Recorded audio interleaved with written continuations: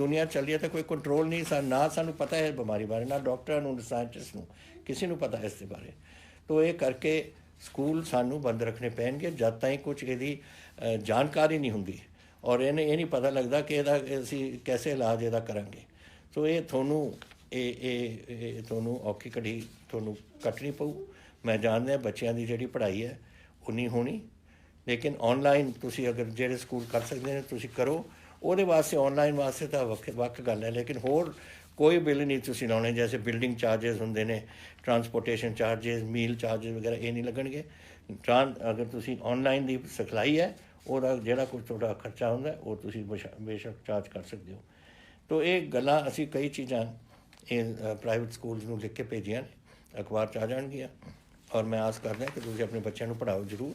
ਔਰ ਜੈਸੇ ਹੀ ਸਾਨੂੰ ਪਤਾ ਲੱਗਦਾ ਹੈ ਕਿ ਇਹ ਕੰਮ ਹੁਣ ਦਬਣ ਲੱਗ ਗਿਆ ਔਰ ਇਹਦਾ ਕੋਈ ਇਲਾਜ ਮਿਲ ਰਿਹਾ ਤਾਂ ਅਸੀਂ ਸਕੂਲ ਖੋਲ੍ਹ ਸਕਾਂਗੇ। ਇਹ ਤੁਹਾਡੇ ਬੱਚਿਆਂ ਦੀ ਬਿਹਤਰੀ ਵਾਸਤੇ ਹੈ, ਤੁਹਾਡੇ ਪਰਿਵਾਰ ਦੀ ਔਰ ਤੁਹਾਡੇ ਬੱਚਿਆਂ ਦੀ ਸਿਹਤ ਵਾਸਤੇ ਹੈ। And I am not willing to take risk. ਮੈਂ ਰਿਸਕ ਨਹੀਂ ਲਊਂਗਾ ਕਿ ਤੁਹਾਡੇ ਬੱਚਿਆਂ ਨੂੰ ਮੈਂ ਇੱਥੇ ਇਹੋ ਜਿਹੀ ਚੀਜ਼ 'ਚ ਫਸਾਵਾਂ ਜਿੱਥੇ ਉਹਨਾਂ ਨੂੰ ਬਿਮਾਰੀਆਂ ਹੋਣ ਜਿਹਦੇ ਤੋਂ ਸ਼ਾਇਦ ਨਿਕਲ ਨਾ ਸਕਣ। ਤੋ ਇਹ ਜ਼ਰੂਰੀ ਹੈ, ਮੇਰੀ ਜ਼ਿੰਮੇਵਾਰੀ ਹੈ, ਔਰ ਮੈਂ ਆਸ ਕਰਦਾ ਕਿ ਤੁਸੀਂ ਇਸ ਜ਼ਿੰਮੇਵਾਰੀ ਦਾ ਮੇਰਾ ਸਾਥ ਦਿਓਗੇ। ਖੁਸ਼ੀਆਂ ਇਸ ਗੱਲ ਦੀਆਂ ਜ਼ਰੂਰ ਨੇ ਕਿ ਜੈਸੇ ਤੁਸੀਂ ਮੈਨੂੰ ਇਹ ਵੀ ਪੁੱਛਿਆ ਸੀ ਫਸਲ ਦੇ ਬਾਰੇ ਕਿ ਤੁਸੀਂ ਹੁਣ ਸਾਉਣੀ ਆ ਰਹੀ ਹੈ, ਸਾਉਣੀ ਦੀ ਆਪਾਂ ਫਸਲ ਕੀ ਕਰਾਂਗੇ। ਪਹਿਲਾ ਗੱਲ ਤਾਂ ਇਹ ਹੈ ਵਧਾਈ ਤੁਹਾਨੂੰ ਕਿ 123 ਲੱਖ ਟਨ ਆਪਣੀ ਕਣਕ ਆ ਚੁੱਕੀ ਹੈ, ਔਰ ਦਿਨ ਪਰ ਦਿਨ 1 ਲੱਖ ਸਵਾ ਲੱਖ ਡੇਲੀ ਆ ਰਹੀ ਹੈ। ਦੇਖਦੇ ਹਾਂ ਕਿੱਥੇ ਤਾਈਂ ਪਹੁੰਚਦੀ ਹੈ, ਲੇਕਿਨ ਇਹ ਕਿਸਾਨਾਂ ਦੀ ਹਿੰਮਤ ਹੈ, ਤੁਹਾਡੇ ਸਾਰਿਆਂ ਦੀ ਹਿੰਮਤ ਹੈ ਜਿਨ੍ਹਾਂ ਦੇ ਕਰਕੇ ਹੋਇਆ। ਤੁਸੀਂ ਮੈਨੂੰ ਫਿਰ ਪੁੱਛਿਆ ਸੀ ਕਿ ਸਾਉਣੀ ਦੇ ਬਾਰੇ ਕਿ ਅਸੀਂ 1 ਜੂਨ ਤੋਂ ਸ਼ੁਰੂ ਕਰਨਾ ਚਾਹੁੰਦੇ ਹਾਂ। 1 ਜੂਨ ਤੋਂ ਤੁਸੀਂ ਕਰੋਗੇ ਨਾ ਝੋਨੇ ਨੂੰ ਸ਼ੁਰੂ, ਉਹ ਤਾਂ ਅਗਸਤ ਦੀ ਅਖੀਰ ਦੇ ਪਹਿਲੇ ਹਫ਼ਤੇ ਸਪਟੈਂਬਰ ਦੇ ਵਿੱਚ ਪੱਕ ਜੂਗੀ। ਤੁਸੀਂ ਕੱਟੋਗੇ ਕੈਸੇ, ਵੱਢੋਗੇ ਕੈਸੇ, ਉਹਦੀ ਮੋਇਸਚਰ ਲੈਵਲ ਇੰਨੀ ਹਾਈ ਹੋ ਜਾਣੀ। ਇਸ ਕਰਕੇ ਇਹ ਨਾ ਤੁਸੀਂ ਗਲਤੀ ਕਰ ਬੈਠਣਾ। ਅਸੀਂ 10 ਤਰੀਕ ਤੁਹਾਨੂੰ ਦਿੱਤੀ ਹੈ, ਅਗਰ ਤੁਸੀਂ 1 ਜੂਨ ਤੋਂ ਲਿਆਉਂਦੇ ਹੋ ਤਾਂ ਤੁਹਾਡੀ 25 ਅਗਸਤ ਤਾਈਂ ਪੱਕ ਜਾਣੀ ਹੈ, ਜਦ ਸਭ ਤੋਂ ਜ਼ਿਆਦਾ ਬਾਰਿਸ਼ ਉਦੋਂ ਹੁੰਦੀ ਹੈ। ਕਿ ਇਹਦਾ ਫਾਇਦਾ ਕੀ ਹੈ ਦੱਸੋ ਪਹਿਲਾਂ ਸ਼ੁਰੂ ਕਰਨ ਤੋਂ। ਤਾਂ ਤੁਸੀਂ ਇਹ ਮੇਰੀ ਗੱਲ ਮੰਨੋ, 10 ਜੂਨ ਠੀਕ ਟਾਈਮ ਹੈ। ਉਹ ਫਿਰ ਸਪਟੈਂਬਰ ਵਿਚਾਲੇ ਜਾ ਕੇ ਇਹ ਪੱਕੂਗੀ, ਉਦੋਂ ਤੁਸੀਂ ਇਸ ਨੂੰ ਵਾਢੀ 'ਚ ਲੱਗ ਸਕਦੀ ਹੈ ਔਰ ਮੰਡੀ 'ਚ ਆ ਸਕਦੀ ਹੈ। ਤਾਂ ਇਹ ਗੱਲ ਮੈਂ ਤੁਹਾਨੂੰ ਇਹ ਦੱਸਣਾ ਚਾਹੁੰਦਾ ਸੀ। ਹੋਰ ਥੋੜ੍ਹੇ ਸਵਾਲ ਸੇ।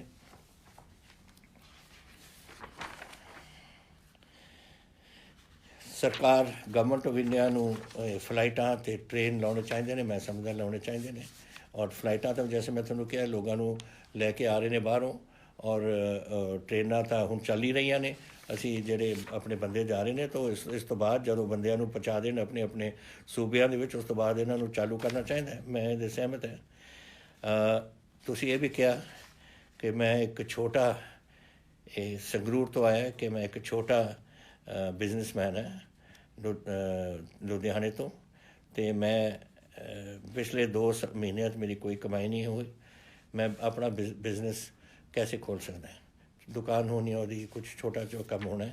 ਅਸੀਂ ਇਹਦਾ ਅਗਲੇ 2 ਦਿਨਾਂ ਦੇ ਵਿੱਚ ਤੁਹਾਨੂੰ ਪੂਰਾ ਇਹਦਾ ਕੱਢ ਕੇ ਦੇਵਾਂਗੇ। ਅਸੀਂ ਵੱਧ ਤੋਂ ਵੱਧ ਤੁਹਾਡੇ ਛੋਟੇ ਬਿਜ਼ਨਸਿਸ ਜਿਹੜੀਆਂ ਨੇ, ਤੁਹਾਡੇ ਦੁਕਾਨਾਂ ਨੇ, ਉਹ 18 ਤਰੀਕ ਨੂੰ ਤੁਹਾਨੂੰ ਪਤਾ ਹੈ ਸਾਡਾ ਲੋਕਡਾਊਨ ਇਹ ਪਹਿਲਾ ਨੰਬਰ 3 ਲੋਕਡਾਊਨ ਖਤਮ ਹੋ ਰਿਹਾ, ਔਰ ਉਸ ਤੋਂ ਬਾਅਦ ਆਪਾਂ ਨੇ ਫੈਸਲਾ ਕਰਨਾ ਚੌਥੇ ਲੋਕਡਾਊਨ ਦਾ।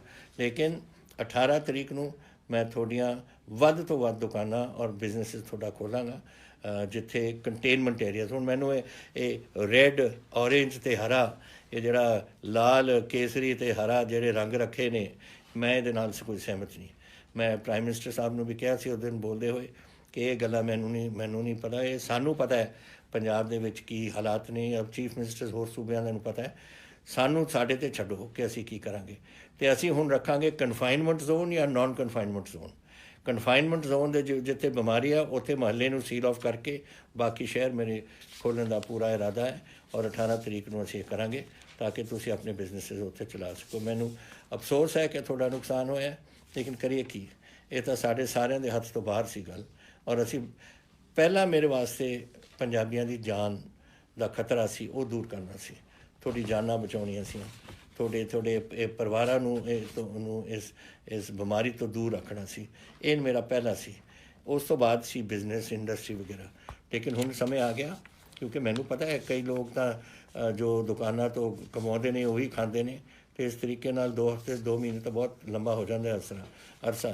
तो इस करके ਇਹਦਾ ਅਸੀਂ 18 ਤਰੀਕ ਨੂੰ ਐਲਾਨ ਕਰਾਂਗੇ ਤਾਂ ਕਿ ਤੁਸੀਂ ਆਪਣੇ ਵੀ ਉੱਥੇ ਕੰਮ ਚਲਾ ਸਕੋ।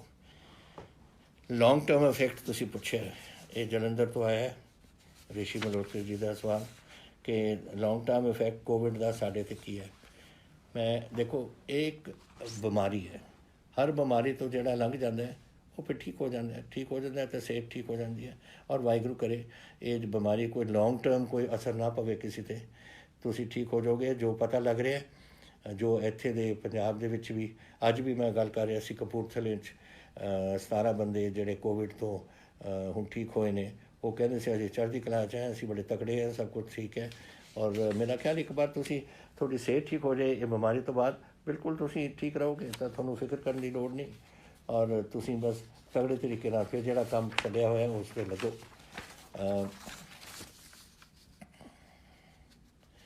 ਇੰਡਸਟਰੀਅਲਿਸਟ ਦਾ ਇੱਕ ਹੋਰ ਆਇਆ ਕਿ we are not getting chance to open factories ਥੋੜ੍ਹੀਆਂ ਖੁਲਾਤੀਆਂ ਵੱਡੀਆਂ ਜਿਹੜੀਆਂ ਜਿਹੜੇ ਨੌਨ ਰੈੱਡ ਜ਼ੋਨ ਜਿਹੜਾ ਕੰਟੇਨਮੈਂਟ ਜ਼ੋਨ ਦੇ ਵਿੱਚੋਂ ਉਹ ਤਾਂ ਖੁੱਲ੍ਹ ਗਈਆਂ ਨੇ। ਬਾਕੀ ਮੈਂ ਤੁਹਾਨੂੰ 18 ਨੂੰ ਜਿਹੜੇ ਛੋਟੇ ਬਿਜ਼ਨਸ ਕਿਤੇ ਜਿਹੜੇ ਲੋਕ ਕਹਿੰਦੇ ਨੇ ਕਿ ਉਹ ਔਰੇਂਜ ਜ਼ੋਨ ਜਾਂ ਰੈੱਡ ਜ਼ੋਨ ਹੈ ਜਿਹੜੀ ਮੈਂ ਚੱਕ ਦਿੱਤੀ ਹੈ, ਮੈਂ ਤਾਂ ਕਹਿੰਦਾ ਕਿ ਕਨਫਾਈਨਮੈਂਟ ਜ਼ੋਨ ਹੈ ਜਾਂ ਨੌਨ ਕਨਫਾਈਨਮੈਂਟ ਜ਼ੋਨ।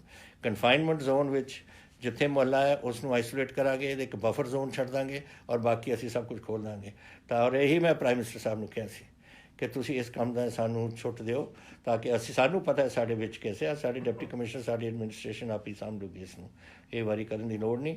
ਲੇਕਿਨ ਮੈਂ ਚਾਹੁੰਦਾ ਕਿ ਜ਼ਿਆਦਾ ਤੋਂ ਜ਼ਿਆਦਾ ਸਾਡੀ ਕਾਮਰਸ ਵਧੇ, ਸਾਡੀ ਬਿਜ਼ਨਸ ਵਧੇ, ਸਾਡੀ ਇੰਡਸਟਰੀ ਵਧੇ ਔਰ ਸਾਡੇ ਲੋਕਾਂ ਦੀ ਨੌਕਰੀਆਂ ਵਧਣ ਔਰ ਤੁਹਾਡੇ ਆਮਦਨ ਦੇ ਸਾਧਨ ਬਣਨ। ਇਹ ਹੁਣ ਉਸ ਕੰਮ 'ਤੇ ਆ ਗਏ ਅਸੀਂ ਔਰ ਉਸ ਕੰਮ 'ਤੇ ਅਸੀਂ ਪੂਰਾ ਜ਼ੋਰ ਤੁਹਾਡੇ ਨਾਲ ਲੱਗਣਾ ਹੈ। ਜਿਹੜੀ ਤੁਸੀਂ 2 ਗੱਲਾਂ ਕਹੀਆਂ ਸੀਆਂ ਇੰਡਸਟਰੀ ਵਾਸਤੇ ਸਟੀਮੂਲਸ ਜਾਂ ਹੈਲਪ EMI ਵਗੈਰਾ, ਇਹ ਗਵਰਨਮੈਂਟ ਆਫ ਇੰਡੀਆ ਦੇ ਹੱਥ ਵਿੱਚ ਹੈ। ਅਸੀਂ ਇਹਦੇ ਬਾਰੇ 26 ਮਾਰਚ ਨੂੰ ਮੈਂ ਇੱਕ ਚਿੱਠੀ ਲਿਖ ਚੁੱਕੇ ਹਾਂ ਪ੍ਰਾਈਮ ਮਿਨਿਸਟਰ ਨੂੰ ਔਰ ਮੈਂ ਉਸ ਨੂੰ ਫੋਲੋ ਅਪ ਕਰਾਂਗਾ ਕਿ ਜਿਹੜੇ ਹੁਣ ਤੁਸੀਂ ਐਲਾਨ ਕਰ ਰਹੇ ਹੋ ਯਾਨੀ ਕਿ 20 ਲੱਖ ਕਰੋੜ ਅਸੀਂ ਪੂਰੇ ਹਿੰਦੁਸਤਾਨ ਦੇਣਾ, ਉਹ ਉਹਨਾਂ ਕਿ ਕੀ ਦੇਣਾ ਹੈ, ਕੈਸੇ ਦੇਣਾ ਹੈ, ਕੀ ਕੁਝ ਕਰਨਾ ਹੈ, ਉਹ ਅਸੀਂ ਲਿਖ ਰਹੇ ਹਾਂ ਲੈਟਰ। ਇੱਕ ਮੈਂ 20 ਮਾਰਚ ਨੂੰ ਇਸ ਤੋਂ ਬਹੁਤ ਪਹਿਲਾਂ ਇੱਕ ਮੈਂ ਲੈਟਰ ਲਿਖ ਚੁੱਕਿਆ ਸੀ ਜੋ ਮੈਂ ਠੀਕ ਸਮਝਦਾ ਸੀ ਕਿ ਗੱਲਾਂ ਹੋਣੀਆਂ ਚਾਹੀਦੀਆਂ ਨੇ। ਹੁਣ ਇਹਨਾਂ ਦੀ ਅਨਾਊਂਸਮੈਂਟ ਤੋਂ ਬਾਅਦ, ਦਿੱਲੀ ਦੀ ਅਨਾਊਂਸਮੈਂਟ ਤੋਂ ਬਾਅਦ ਮੈਂ ਉਹ ਗੱਲਾਂ ਨੂੰ ਇੱਕ ਅਮਲੀ ਜਾਮਾ ਬਣਾ ਕੇ ਇਹ ਮੈਂ ਲਿਖਣਾ ਚਾਹੁੰਦਾ ਹਾਂ ਦੁਬਾਰਾ ਕਿ ਫਲਾਣੀ 1 2 3 4 ਇਹ ਪੁਆਇੰਟਸ ਬਣਾ ਕੇ ਕਿ ਇਹਨਾਂ ਦੇ ਵਿੱਚ ਤੁਸੀਂ ਸਾਡੀ ਇਸ ਤਰੀਕੇ ਨਾਲ ਹੈਲਪ ਕਰ ਸਕਦੇ ਹੋ ਜੋ ਤੁਸੀਂ ਐਲਾਨ ਕੀਤਾ ਹੈ। ਆਈ ਐਗਰੀ ਵਿਥ ਯੂ ਜਿਹੜੀ ਤੁਸੀਂ ਗੱਲ ਕਹੀ ਹੈ ਕਿ ਐਡੀਸ਼ਨਲ ਫਸਲ ਦਾਣਾ ਵਗੈਰਾ ਖਾਣਾ ਵਗੈਰਾ ਦੇਣਾ ਚਾਹੀਦਾ ਹੈ ਗਰੀਬਾਂ ਵਾਸਤੇ ਔਰ ਤੁਹਾਨੂੰ ਇਹ ਬੁਰਾ ਲੱਗਦਾ ਹੈ, ਬੁਰਾ ਤਾਂ ਮੈਨੂੰ ਵੀ ਲੱਗਦਾ ਹੈ। ਲੇਕਿਨ ਜਿਹੜਾ ਬੰਦਾ ਆਪਣੇ ਬੱਚੇ ਨੂੰ ਰੋਟੀ ਨਹੀਂ ਖਵਾ ਸਕਦਾ ਉਹ ਫਿਰ ਸਾਡੀ ਡਿਊਟੀ ਬਣ ਜਾਂਦੀ ਹੈ। ਤੁਹਾਨੂੰ ਪਤਾ ਕਿੰਨਾ ਅਸੀਂ ਦੇ ਚੁੱਕੇ ਹਾਂ ਇਸ ਵੇਲੇ 1 ਕਰੋੜ ਪੈਕੇਟ ਅਸੀਂ ਦੇ ਚੁੱਕੇ ਹਾਂ, 3 ਕਰੋੜ ਦੀ ਆਪਣੀ ਆਬਾਦੀ ਹੈ ਲੇਕਿਨ ਹਾਲੇ ਵੀ ਲੋਕਾਂ ਨੂੰ ਪੂਰੀ ਰੋਟੀ ਨਹੀਂ ਮਿਲ ਰਹੀ ਕਿਉਂਕਿ ਇਹ ਜਿਹੜੇ ਮਾਈਗਰੈਂਟ ਲੇਬਰ ਹੈ ਜਾਂ ਆਪਣੀ ਲੇਬਰ ਹੈ ਜਾਂ BPL ਸਾਡੀ ਫੈਮਿਲੀਜ਼ ਨੇ। ਹੁਣ ਮਾਈਗਰੈਂਟ ਲੇਬਰ ਤਾਂ 13 ਲੱਖ ਬੈਠੀ ਹੈ, ਉਹ ਜਦੋਂ ਉਹਨਾਂ ਨੂੰ ਕੋਈ ਨੌਕਰੀ ਨਾ ਮਿਲੇ ਤਾਂ ਫਿਰ ਉਹ ਵਿਚਾਰੇ ਰੋਟੀ ਖਾਣਗੇ ਕਿੱਥੋਂ, ਤਾਂ ਦਿਹਾੜੀਦਾਰ ਨੇ ਸਾਰੇ। ਇਸ ਕਰਕੇ ਸਾਨੂੰ ਰੋਟੀ ਦੇਣੀ ਪੈ ਰਹੀ ਔਰ ਚੱਲ ਰਹੀ ਹੈ ਇਸ ਵੇਲੇ, ਬੰਦ ਨਹੀਂ ਹੋ ਰਹੀ, ਅਸੀਂ ਬੰਦ ਨਹੀਂ ਕਰਾਂਗੇ। ਅਸੀਂ ਜਿਹੜਾ ਭੁੱਖਾ, ਮੈਂ ਪਹਿਲਾਂ ਕਿਹਾ ਇੱਕ ਵਾਰ ਪੰਜਾਬ ਦੇ ਵਿੱਚ ਅਸੀਂ ਕਿਸੇ ਨੂੰ ਭੁੱਖੇ ਸੌਣ ਨਹੀਂ ਦੇਣਾ ਔਰ ਇਹੀ ਗੱਲ 'ਤੇ ਅਸੀਂ ਜੋ ਕੁਝ ਲੋੜ ਹੈ ਸਾਨੂੰ ਇਹ ਗਰੀਬਾਂ ਦੀ ਮਦਦ ਕਰਨ ਵਾਸਤੇ ਇਹ ਸਾਡੀ ਸਾਰਿਆਂ ਦੀ ਡਿਊਟੀ ਬਣਦੀ ਹੈ ਔਰ ਸਰਕਾਰ ਦੀ ਡਿਊਟੀ ਬਣਦੀ ਹੈ ਕਿ ਉਹਨਾਂ ਨੂੰ ਅਸੀਂ ਪੂਰਾ ਉਹਨਾਂ ਦਾ ਰਾਸ਼ਨ ਪਾਣੀ ਸਾਰਾ ਦੇ ਸਕੀਏ। ਤੁਸੀਂ ਫਿਰ ਕਿਹਾ ਸੀ ਕਿ ਪੰਜਾਬ ਟਰਾਂਸਪੋਰਟ ਕਦੋਂ ਰਿਜ਼ਿਊਮ ਹੋ ਜਾਏਗੀ, ਇਹ ਮੈਂ ਤੁਹਾਨੂੰ ਦੱਸਦਾ 18 ਤਰੀਕ ਤੋਂ ਅਸੀਂ ਇਹਨੂੰ ਰਿਜ਼ਿਊਮ ਕਰਾਂਗੇ ਜਿੱਦਣ ਇਹ ਕੋਵਿਡ ਪਹਿਲਾਂ ਹੋਏਗਾ।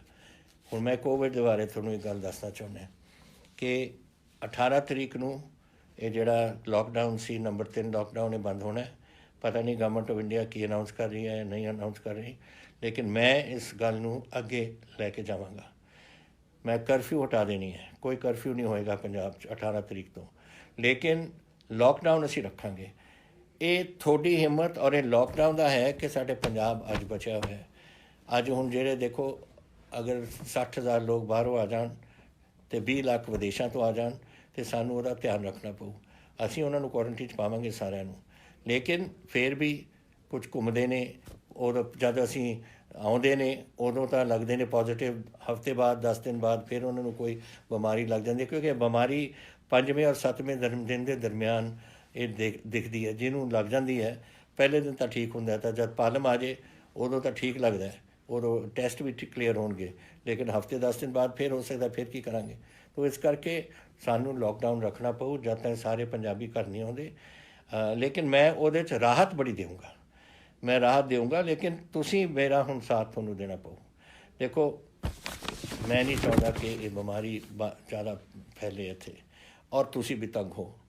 ਤੰਗੀ ਇਹ ਜਿਹੜੀ ਲੋਕਡਾਊਨ ਦੀ ਹੁੰਦੀ ਹੈ, ਇਹ ਲੋਕਾਂ ਨੂੰ ਤੰਗ ਕਰਨ ਦੀ ਉਹ ਗੱਲ ਹੈ, ਲੇਕਿਨ ਇਹ ਤੁਹਾਡੀ ਸਿਹਤ ਵਾਸਤੇ ਹੈ। ਔਰ ਤੁਸੀਂ ਮੇਰਾ ਸਾਥ ਦਿੱਤਾ, ਮੈਂ ਤੁਹਾਨੂੰ ਬੇਨਤੀ ਕੀਤੀ ਸੀ, ਔਰ 2 ਮਹੀਨੇ ਤੁਸੀਂ ਮੇਰਾ ਸਾਥ ਦੇ ਕੇ ਆਪਾਂ ਪੰਜਾਬ ਬਚਾ ਲਿਆ। ਹੁਣ ਮੇਰੀ ਇੱਕ ਤੁਹਾਨੂੰ ਬੇਨਤੀ ਹੋ ਰਿਹਾ ਕਿ ਮੈਂ 31 ਮਈ ਤਾਈਂ ਇਸ ਨੂੰ ਫਿਰ ਲੈ ਕੇ ਜਾਊਂਗਾ, ਬੜੀ ਰਾਹਤ ਮਿਲੇਗੀ ਉਹਦੇ 'ਚ, ਲੇਕਿਨ ਤੁਸੀਂ ਮੇਰਾ ਸਾਥ ਦੇਣਾ ਤਾਂ ਕਿ ਇਹ ਹੋਰ ਫੈਲੇ ਨਾ। ਇਹ ਜਿਹੜੇ ਲੋਕ ਆਉਣਗੇ 60,000 ਇੱਕ ਔਰ 20,000 ਹੋਰ 80,000 ਹੋਰ ਲੋਕ ਪੰਜਾਬ ਦੇ ਵਿੱਚ ਆਉਣਗੇ, ਅਗਰ ਇਹ ਲਿਆਉਣਗੇ ਇਸ ਨੇ ਥੋੜ੍ਹਾ ਕੰਟਰੋਲ ਆਪਾਂ ਨੂੰ ਰੱਖਣਾ ਪਊ। ਔਰ ਵਾਹਿਗੁਰੂ ਕਰੇ 31 ਮਾਰਚ ਤਾਈਂ ਆਪਾਂ ਨੂੰ ਫਿਰ ਅੱਗੇ ਜਾਣ ਦੀ ਲੋੜ ਨਾ ਪਵੇ, ਅਗਰ ਆਪਾਂ ਕੰਟਰੋਲ ਕਰ ਸਕੀਏ। ਔਰ ਕੰਟਰੋਲ ਕਰਨਾ ਔਰ ਇਹਦਾ ਸੰਭਾਲ ਕਰਨੀ ਇਹ ਤੁਹਾਡੇ ਹੱਥ ਦੇ ਵਿੱਚ ਹੈ। ਤਾਂ ਮੈਂ ਆਸ ਕਰਦਾ ਕਿ ਤੁਸੀਂ ਮੇਰੀ ਗੱਲ ਫੇਰ ਮੰਨੋਗੇ ਇੱਕ ਵਾਰ, ਔਰ ਆਪਾਂ ਆਪਣੇ ਪੰਜਾਬ ਨੂੰ ਇਸ ਬਿਮਾਰੀ ਤੋਂ ਕੱਢੀਏ ਔਰ ਆਪਾਂ ਉਸ ਨੂੰ ਬਚਾਈਏ। ਇੱਕ ਸਵਾਲ ਤੁਸੀਂ ਕੀਤਾ ਸੀ ਕਿ ਗਵਰਨਮੈਂਟ ਦੇ ਵਿੱਚ ਤੁਸੀਂ ਰਿਕਰੂਟਮੈਂਟ ਕਰੋਗੇ ਜਾਂ ਨਹੀਂ। ਇਹ ਤੁਹਾਨੂੰ ਪਤਾ ਹੈ ਕਿ ਅਸੀਂ ਆਪਣੇ ਪਿਛਲੇ ਬਜਟ ਸੈਸ਼ਨ ਦੇ ਦੌਰਾਨ ਐਲਾਨ ਕੀਤਾ ਸੀ ਕਿ ਅਸੀਂ 1 ਲੱਖ ਨੌਕਰੀਆਂ ਇਹਦੇ ਵਿੱਚ ਇਸ ਸਾਲ ਦੇ ਵਿੱਚ ਕਰਾਂਗੇ। ਫਿਰ ਕੋਵਿਡ ਹੋ ਗਿਆ ਸ਼ੁਰੂ, ਲੇਕਿਨ ਇਹਦਾ ਮਤਲਬ ਇਹ ਨਹੀਂ ਕਿ ਅਸੀਂ ਨਹੀਂ ਕਰਾਂਗੇ, ਇਹ ਬਿਲਕੁਲ ਕਰਾਂਗੇ। ਇਹਦੇ ਵਾਸਤੇ ਅਸੀਂ ਹੁਣ ਬਣਾ ਰਹੇ ਹਾਂ ਕਿ ਕਿਸ ਤਰੀਕੇ ਨਾਲ ਅਸੀਂ ਇਹ ਰਿਕਰੂਟਮੈਂਟ ਡਰਾਈਵ ਕਰਨੀਆਂ ਨੇ, ਔਰ ਕੁਛ ਦਿਨਾਂ ਵਿੱਚ ਤੁਹਾਡੇ ਸਾਹਮਣੇ ਇਹ ਗੱਲ ਅਸੀਂ ਰੱਖਾਂਗੇ ਤਾਂ ਕਿ ਜਿਨ੍ਹਾਂ ਨੇ ਅਪਲਾਈ ਕਰਨਾ ਹੈ ਉਸ ਵਾਸਤੇ ਕਰੋ, ਔਰ ਅਸੀਂ ਇੰਟਰਵਿਊਜ਼ ਵਗੈਰਾ ਦਾ ਪ੍ਰਬੰਧ ਕਰ ਰਹੇ ਹਾਂ। ਇੱਕ ਤਾਂ ਇਹ ਹੈ। ਇੱਕ ਮੁਕੁਲ ਚੋਪੜਾ ਜੀ ਨੇ ਪੁੱਛਿਆ ਮੈਨੂੰ ਕਿ GNDU ਦਾ ਐਗਜ਼ਾਮੀਨੇਸ਼ਨ ਕਦੋਂ ਰੱਖਿਆ ਜਾਵੇਗਾ।